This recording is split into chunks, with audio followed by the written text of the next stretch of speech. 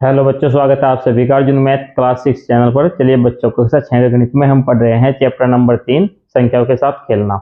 और इसकी प्रश्नावली 3.4 चल रही है। प्रश्नावली 3.4 का क्वेश्चन नंबर 3 तक हम कर चुके हैं। आज की वीडियो में हम करेंगे क्वेश्चन नंबर 4, 5, 6 और 7। तो चलिए देखते हैं। यहाँ पर क्वेश्चन नंबर 4 है, 100 से छोटी ऐसी सभी संख्या लिखिए जो 3 और 4 के सार्वय गुणज है। तो यहाँ पर देखिए 3 और 4 के सार्वय गुणज लिखने हैं जो 100 से छोटे हैं। ठीक है, तो 100 से छोटी वो सभी संख्या लिखेंगे जो 3 के और 4 के पहाड़े में आएंगे। ठीक है, सार्वय गुणज से मतलब है जो इसके कॉमन गुणज होंगे। ठीक है, उभयनिष्ठ गुणज होंगे जो 3 के और 4 के पहाड़े में आए। ठीक है, वो सभी लिखने हैं। तो देखिए यहाँ पर इसके लिए दो तरीके हैं।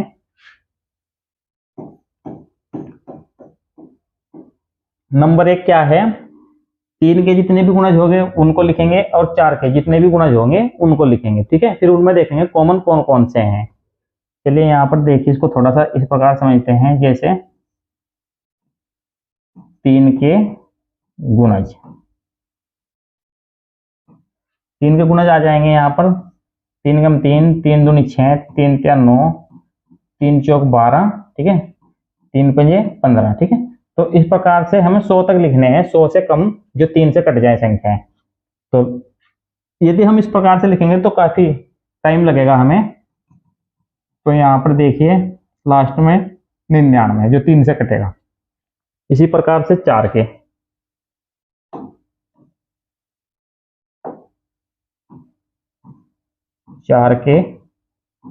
गुणज, 4 के गुणज हो जाएंगे 4 कम 4, 4 दूनी 8, 4 तिया 12, 4 चौक 16। इसी प्रकार से लिखेंगे यहाँ पर। ठीक है, 12 8 96 होता है, लास्ट में आ जाएगा 96। जो 100 से छोटी संख्या कटेगी 4 से वो 96 है। ठीक है, अब क्या करेंगे, दोनों में देखेंगे कौन कौन सी संख्या कॉमन है। जैसे इसमें यहाँ पर 12 इसमें भी है, इसमें भी है। ठीक है, इसके बाद और कौन सी संख्या आएगी कॉमन जो दोनों में आए। ठीक है, तो उसको हम निकालेंगे अलग से। तो इसमें काफी समय लगेगा और क्वेश्चन भी काफी बड़ा हो जाएगा। तो इससे भी अच्छा मैं तरीका बताता हूं आपको।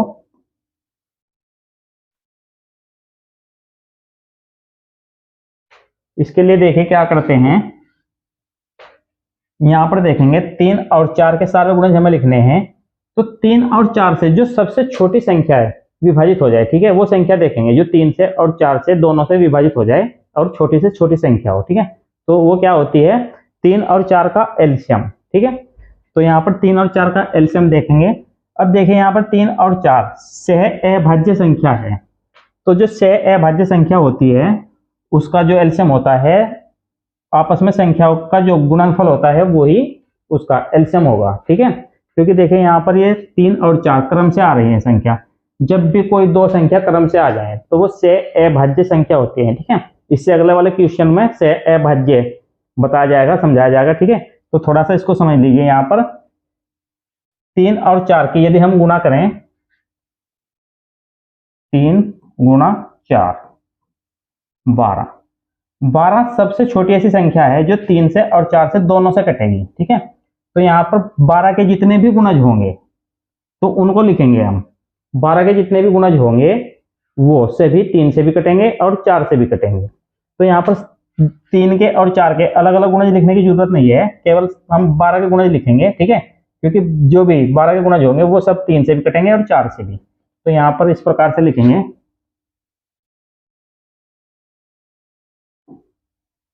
3 और 4 के सार्वय गुणज।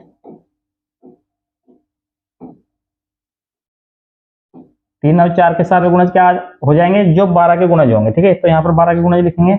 12 के 12, 12 दूनी 24, 12 तिया 36, 12 चौक 48, 12 पंजे 60, 12 छक 72, 12 सत्ते 84 और 12 अट्ठे 96। ठीक है, ये वो सभी संख्याएं हैं जो 3 से भी कटेंगी और 4 से भी, क्योंकि ये संख्या 12 से कट रही है। ठीक है, और 12 3 से भी कटता है और 4 से भी। ठीक है, तो इस प्रकार से क्वेश्चन करेंगे। ठीक है, तो बहुत छोटा क्वेश्चन हो जाएगा और समझ में भी अच्छे से आएगा।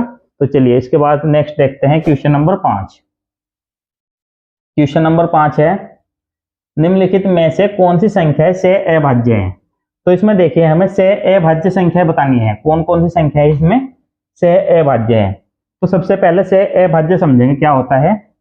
से अभाज्य ऐसी दो संख्याएं जिन संख्याओं के एक के अलावा अन्य कोई उभयनिष्ठ गुणनखंड ना हो तो वो से अभाज्य संख्या होती है। ठीक है, तो यहाँ पर इनके गुणनखंड करेंगे पहले और फिर देखेंगे उसमें एक के अलावा यदि गुणनखंड एक के अलावा उभयनिष्ठ यानी कॉमन गुणनखंड यदि और भी मिलते हैं तो वो से अभाज्य नहीं होगी। ठीक है, यदि केवल एक ही उनका उभयनिष्ठ गुणनखंड होगा तो वो से अभाज्य संख्या होगी। तो चलिए पहले देखिए यहाँ पर क्वेश्चन नंबर ए 18 और 35। तो इनके पहले गुणनखंड करेंगे यहाँ पर। ठीक है, 18 के गुणनखंड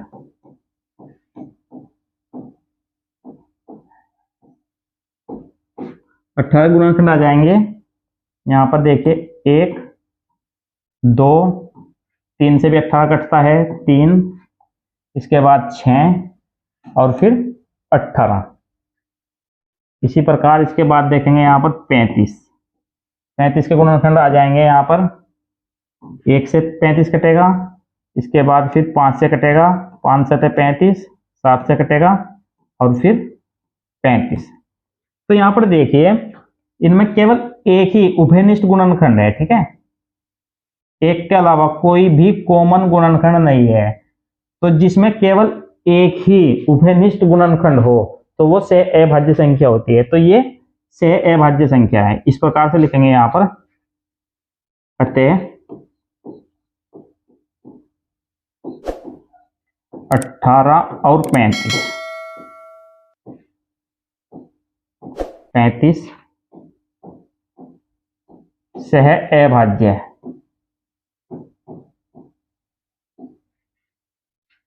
है। चलिए इसके बाद नेक्स्ट देखते हैं क्वेश्चन नंबर बी।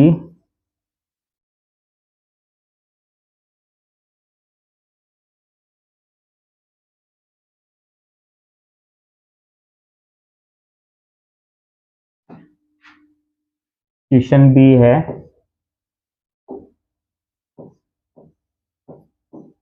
15 और 37।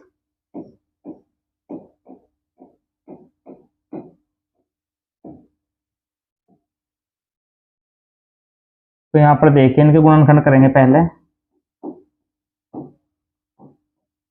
गुणनखंड 15 गुणनखंड आ जाएंगे 1 3 5 और 15। 37 के देखेंगे, 37 1 से कटेगा और फिर 37 से। तो इसमें भी केवल एक ही उभयनिष्ठ गुणनखंड है तो ये भी से अभाज्य संख्या है। ठीक है, तो यहां लिखेंगे अतः 15 और 37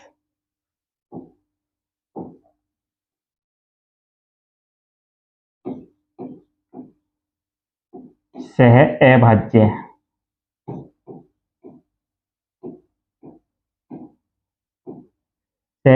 है। इसके बाद नेक्स्ट है सी।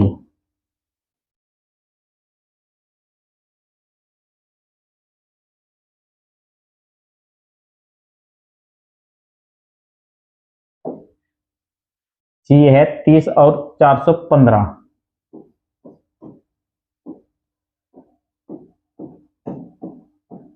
30 और 415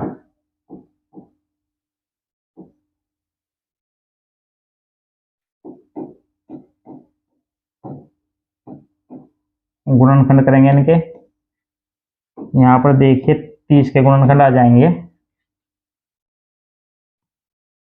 1 2 2 से भी 30 कटेगा, 3 से भी कटेगा, 5 से कटेगा। ठीक है, यहाँ पर इसको समझिए, देखिए 30 है। ठीक है, इसके लास्ट में 0 आ रहा है तो ये संख्या 5 से कटेगी और इस संख्या के लास्ट में भी 5 आ रहा है तो ये संख्या भी 5 से कटेगी।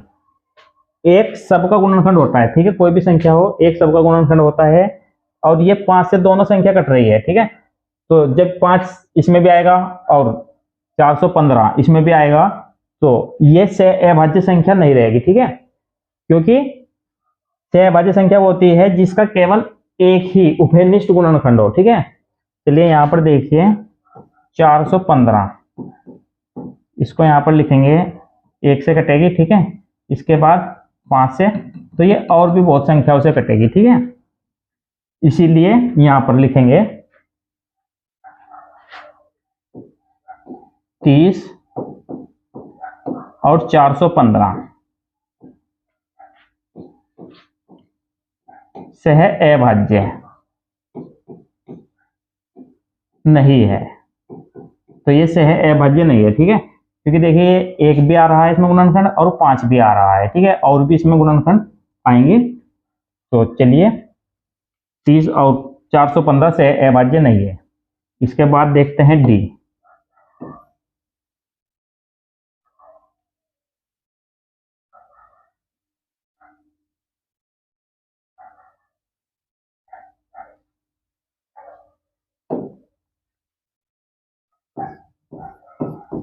सत्रह और 68,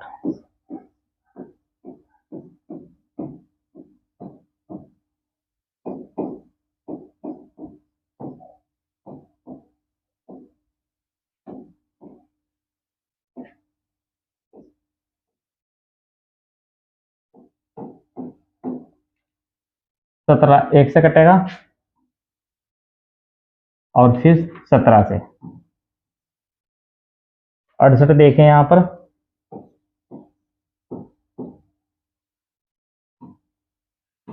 एक से भी कटेगा, 2 से भी कटेगा, 17 चौका 68, ठीक है। और फिर ये 68 से भी कटेगा। अब देखें यहाँ पर इसमें भी एक के अलावा 17 भी आ गया है दोनों में, ठीक है।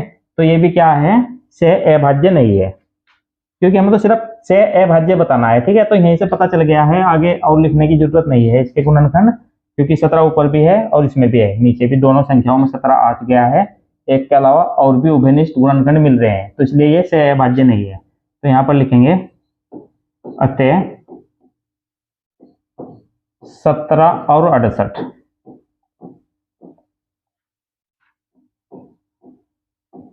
सह अभाज्य नहीं है, नहीं है।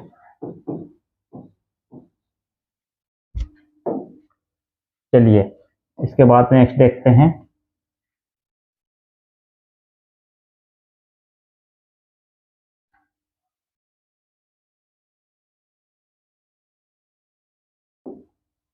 ई है 216 और 215। यहां पर देखिए 215 और 216 ये संख्या क्रम से आ गई, ठीक है। यदि दो संख्या कोई क्रम से आ जाए तो वो से अभाज्य संख्या होती है, ठीक है। उसमें एक के अलावा अन्य कोई उभयनिष्ठ गुणनखंड नहीं होता, ठीक है। तो इसका जो एक के अलावा अन्य कोई उभयनिष्ठ गुणनखंड नहीं होगा, तो ये से अभाज्य संख्या है। तो यहाँ पर चलिए इसको लिखते हैं इस प्रकार से,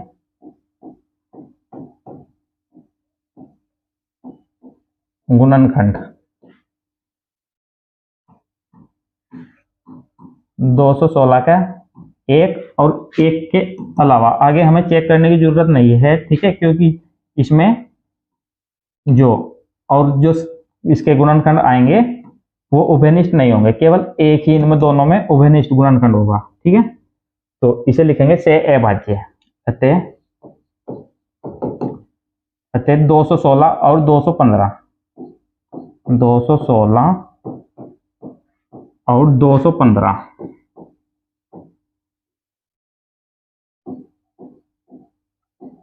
सह अभाज्य है। इसके बाद लास्ट है एफ।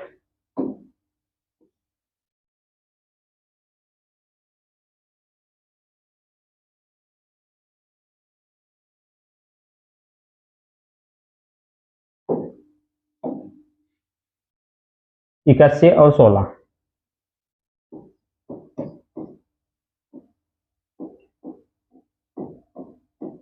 इक्यासी और 16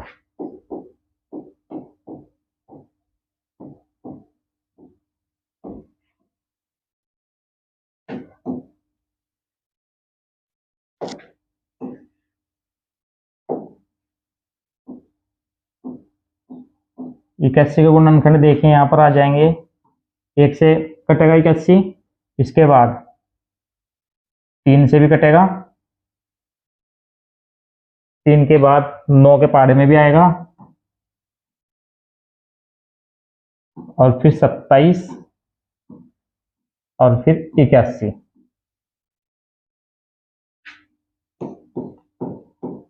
16 के आ जाएंगे, 1 2 4 8 और 16। ठीक है, तो देखिए इसमें भी केवल एक ही उभयनिष्ठ गुणनखंड है। ठीक है, तो ये भी से अभाज्य संख्या है, अतः 81 और 16 से अभाज्य है, से अभाज्य।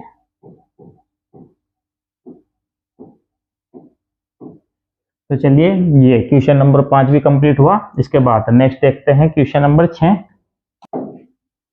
क्वेश्चन नंबर 6 है, एक संख्या 5 और 12 दोनों से विभाज्य है, किस अन्य संख्या से यह संख्या सदैव विभाजित होगी। तो देखिए हमें बताना है, यहाँ पर इसमें क्वेश्चन में दिया है कोई संख्या है। ठीक है, मान लीजिए संख्या x है, वो 5 से भी विभाजित है और 12 से भी विभाजित है। फिर इसमें पूछा है किस अन्य संख्या से यह संख्या सदैव विभाजित होगी। ठीक है, तो इसमें क्या होगा, जो 5 और 12 का एलसीएम होगा उससे भी वो हमेशा क्या होगी, सदैव विभाजित होगी। ठीक है, जो संख्या 5 से और 12 से विभाजित होगी तो वो संख्या 5 और 12 के एलसीएम से भी विभाजित होगी। तो यहाँ पर इसमें करेंगे 5 गुणा 12। ठीक है, चलिए इस प्रकार करते हैं इसको।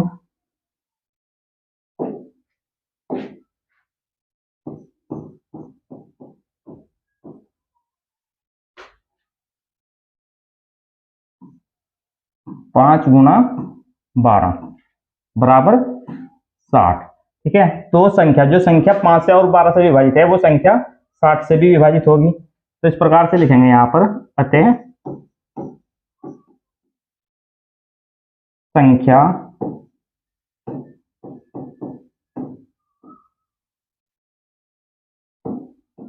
60 से सदैव विभाजित होगी, सदैव विभाजित होगी। ठीक है, जो संख्या 5 से और 12 से विभाजित होगी तो वो इन दोनों के गुणनफल से, ठीक है, 5 और 12 का जो गुणनफल होगा उससे भी वो विभाजित होगी। चलिए इसके बाद नेक्स्ट देखते हैं। क्वेश्चन नंबर 7 है, एक संख्या 12 से विभाज्य है और कौन सी संख्याएं हैं जिनसे यह संख्या विभाज्य होगी। ठीक है, देखिए कोई संख्या है वो 12 से विभाजित है, हमें बताना है और कौन कौन सी संख्याएं हैं जिनसे वो विभाजित होगी। ठीक है, तो 12 के जितने भी गुणनखंड होंगे उनसे सबसे वो विभाजित होगी। जो संख्या 12 से विभाजित होगी तो 12 के जितने भी गुणनखंड होंगे उनसे सबसे विभाजित होगी। तो यहाँ पर हम 12 के गुणनखंड लिखेंगे।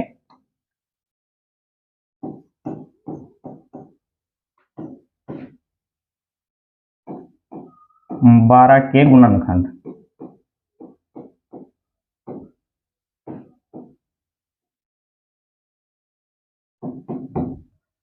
बारह गुणनखंड आ जाएंगे 1 2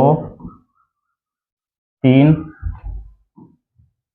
4, 4 के बाद 6 और फिर 12। ठीक है, तो जो संख्या 12 से विभाजित है वो 1 से 2 से 3 से 4 से और 6 से विभाजित होगी। ठीक है, तो यहां पर लिखेंगे, अतः वह संख्या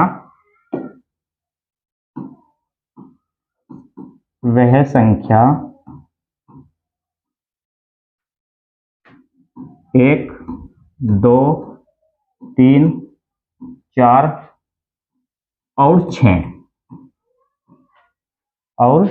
6 से विभाजित होगी।